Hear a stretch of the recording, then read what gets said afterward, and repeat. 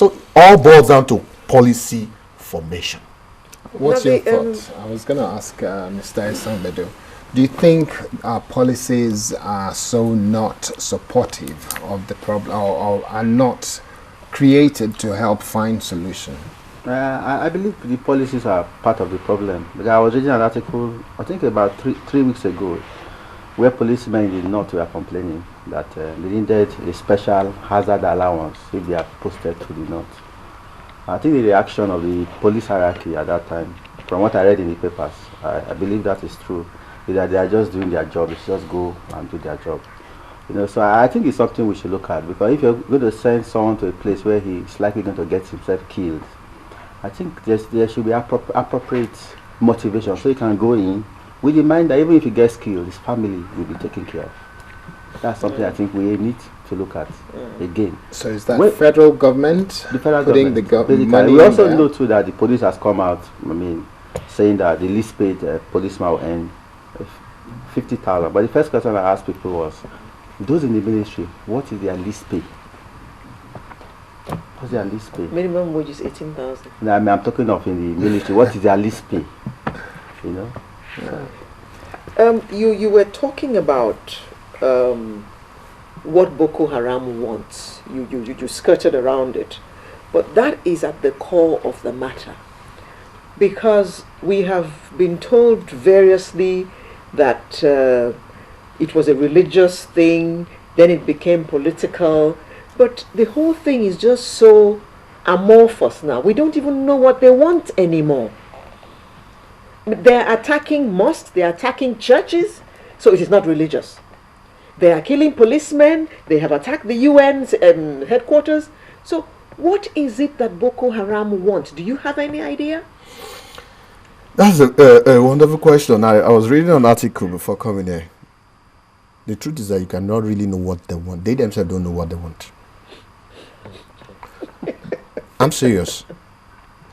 Because the way of the attack, they've attacked the caliphate, they've attacked the mosque. Well, perhaps we call it maybe a small screen, because it's more of the churches than the mosque. But the issue, and that's why I was a bit alarmed. You don't dialogue with terrorists. I'm not an advocate of that.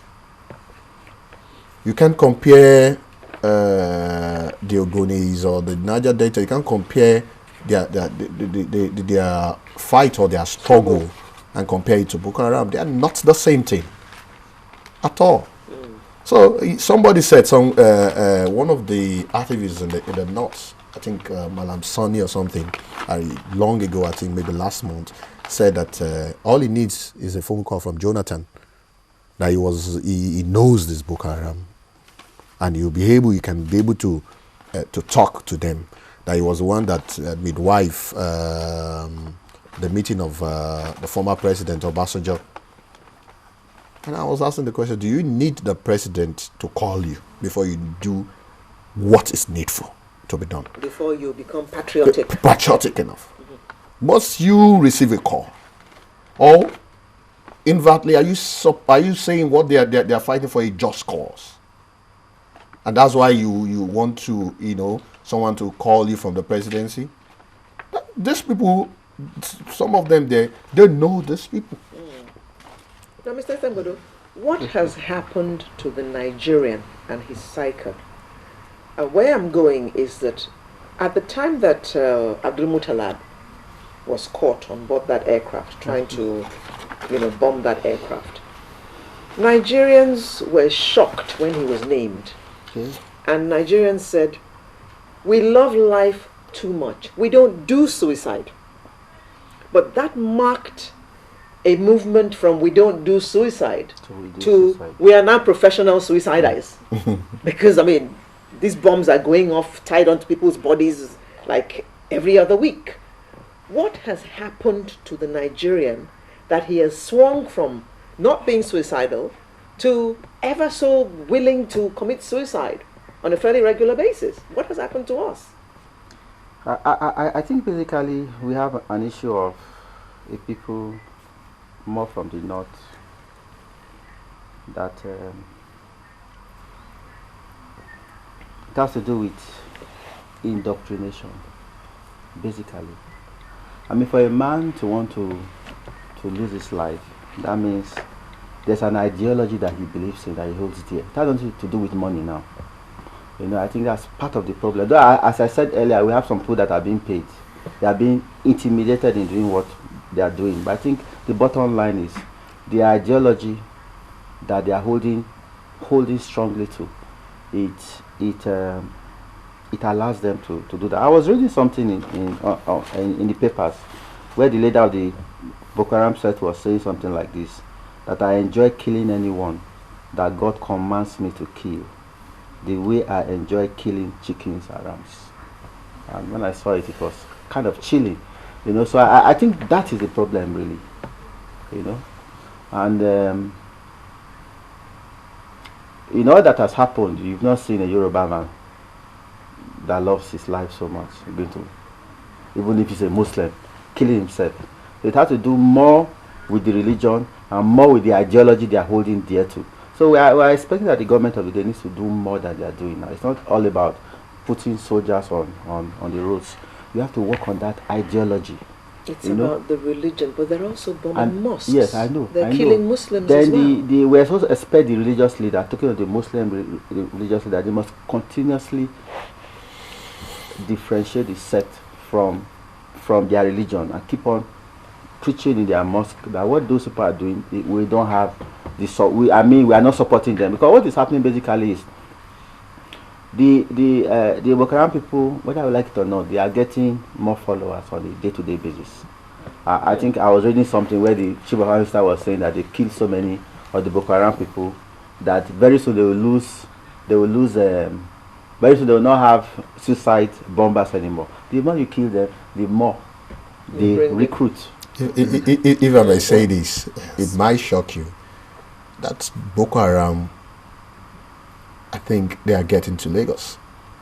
Something happened yesterday. I was in one police formation. I don't want to mention name, and they transferred somebody there that it came in a dispatch, and it claimed to be a night staff, and it was at NEPA with fire extinguisher, and somehow they monitor his activities. There was nothing to show that he was really a dispatch man at all. He locked himself in the toilet, and I was telling the officers there, I said, if these people entered Lagos, he said, oh, we can detect that. I said, no, you can't.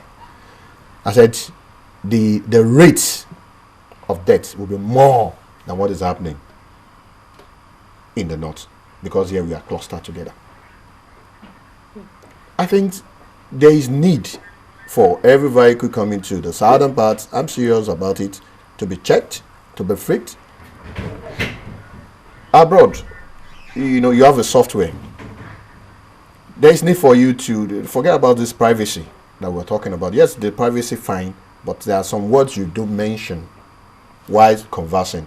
If you mention words like terrorism, words that has to do with chemical component for making bomb, an alert is sent straight to the CTU. What is a CTU? That's a counter-terrorism unit. An alarm is sent straight. That number is being monitored because there are some certain words you have used that is more conversant with the terrorist. You have mentioned some chemical component that can make bomb. You have mentioned the parlance that a number of terrorists are using. That there is need for you to monitor. And that particular line must be monitored.